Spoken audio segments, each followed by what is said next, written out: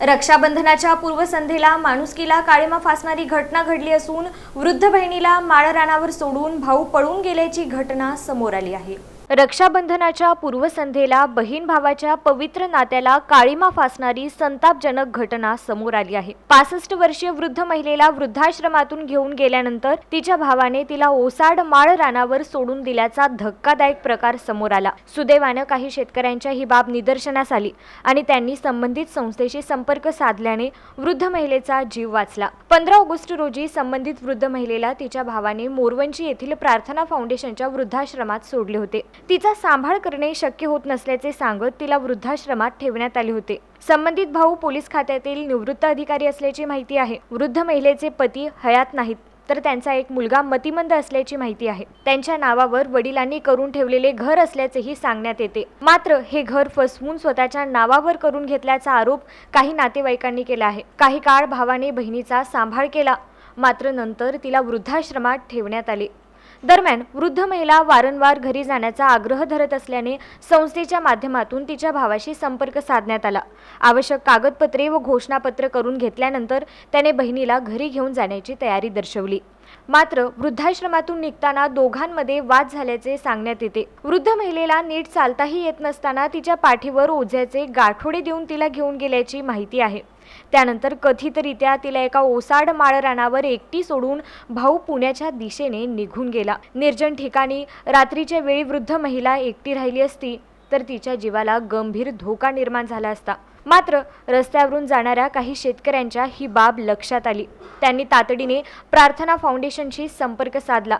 त्यानंतर संस्थेच्या कार्यकर्त्यांनी घटनास्थळी धाव घेत वृद्ध महिलेला पुन्हा सुरक्षित आश्रयस्थानी आणले। ह्या आजी तुम्ही बघितले असतील, ह्या आजीला दिनांक 15/8/2026 रोजी आपल्या आश्रमामध्ये त्यांच्या भावानं ही सगळी मंडळी आहेत, राघवेंद्र नारायण रामतीर्थकर, प्रेमा पुराणिक बहीण आहे त्यांची, प्रशांत राठी आणि आशा काय हे लकोटे, ह्या सगळ्यांनी मिळून ह्या आजीला आपल्याकडं 15/8/2026 म्हणजे 15 ऑगस्ट आपला सगळा आश्रमाचा कार्यक्रम होता, सगळ्या गोष्टी होत्या, तरीसुद्धा आपण त्या धावपळीमध्ये आजींचं आपण ॲडमिशन करून घेतलं आणि त्यांना आपण ठेवून घेतलं।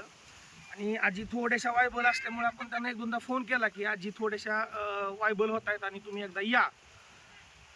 तर आज ते आले होते, त्यांनी आजीला घेऊन जातो म्हणून सांगितलं। आणि एवढा मूर्खपणा, एवढा माणुसकीला कलंक लागणारी गोष्ट आहे मित्रांनो, तुम्हाला सांगतो। तुम्ही आता हे बघताय, हा रस्ता हा एकदम जंगलासारखा रस्ता आहे, सुनसान रस्ता आहे। आता ही शेतकरी जाणारी मंडळी आहेत, तर ह्या रस्त्यावर आजीला एकट्याला सोडून निघून गेलेत आणि तिला सांगितलंय की तू इथंच मर म्हणून। आणि आज ह्या सरांनी तिला बघितलं, खूप बरं झालं की आज तुम्ही बघितलं। आणि आज आम्ही त्या आजीला आता परत घेऊन जातोय। काय म्हणजे कोण इथं आलं, कसं सोडून गेलं, काय झालं नेमकं? एकूण गाडी आली, मी पाणी मारतो इथं बांधकामाला। हां, आणि गाडी हे इथं राहिली, लगेला थांबली असं मी घरी गेला। बरोबर। आणि मी पुढे गेलो त्यावर गाडी निष्ठून गेली इकडं आजी इथं टाकून गेले म्हणजे असं सोडून निघून गेले। रक्षाबंधनाच्या पूर्वसंध्येला घडलेल्या या घटनेने बहीण भावाच्या नात्यासोबतच माणुसकीवरही प्रश्नचिन्ह निर्माण केले आहे। आयुष्याच्या संध्याकाळी आधाराची गरज असलेल्या वृद्ध महिलेला अशा परिस्थितीत सोडून दिल्याने परिसरात हळहळ व्यक्त होत आहे। ह्या आमच्या लीला जी आहे, लीला कुलकर्णी आजी, 15 ऑगस्टच्या दिवशी, ज्या दिवशी आपला स्वातंत्र्य दिन असतो, त्या दिवशी त्यांचा सख्खा भाऊ राघवेंद्र रामतीर्थकर यांनी या आजीला इथं वृद्धाश्रमामध्ये दाखल केलं। आणि दाखल केल्यानंतर एक आठवडा आपण टाइम पिरियड ठेवतो की त्यांचं जर बाकीच्या गोष्टी व्यवस्थित असतील तर आपण त्यांना पुढच्या ह्याच्यासाठी दाखल करून घेतो। आणि आम्ही त्यांना तसं सांगितलं आणि ते निघून गेले पुण्याला। खरं तर ते पोलीस खात्यामधून रिटायर अधिकारी आहेत। आणि हे सगळं झाल्यानंतर एक 4-5 दिवसांनी आम्ही त्यांना फोन केला की आजींना तुमच्या सगळ्यांची आठवण येते आणि तुम्ही त्यांना भेटायला या किंवा त्यांना घेऊन जावा। आणि ते काल आले होते आणि रीतसर काही सगळे आपल्या कागदपत्र आहेत त्याची पूर्तता करून सगळं लिहून घेऊन आम्ही त्यांच्या ताब्यात आजींना दिलं। खरं तर ह्याच्यानंतर जी घटना घडली तर ती अक्षरशः खूप वाईट घटना घडली। त्यांना आजींना अक्षरशः फरफडत ते घेऊन गेले इथून आणि घेऊन गेल्यानंतर सुनसान रस्त्यावरती माळरानावरती आजींना अक्षरशः फेकून देऊन ते पुण्याला निघून गेले। आणि आम्ही त्यांना खूप फोन करायचा प्रयत्न केला पण ते आता आमचा फोन सुद्धा उचलत नाहीत। आणि आजी काल अक्षरशः रडत होत्या की मला भावानं असं रस्त्यावरती टाकून दिलं।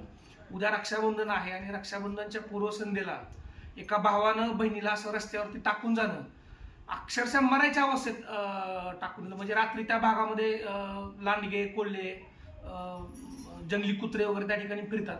जर कुणी बघितलं नसतं आजींना तर अक्षरशः आजीला कोल्हे कुत्र्यांनी फाडून खाल्लं असतं, अशी अवस्था आहे. आणि वाईट वाटतं अशा वेळेस की इतकी मानसिकता किंवा इतकं माणूस वाईट कसा वागू शकतो. जरी सांभाळायचं नसेल तर कुठेतरी मंदिरात सोडलं असतं किंवा कुठेतरी वेगळ्या ठिकाणी सोडलं असतं, पण असं रस्त्यावरती टाकून देऊन जाणं मला वाटतं ही खूप वाईट गोष्ट आहे.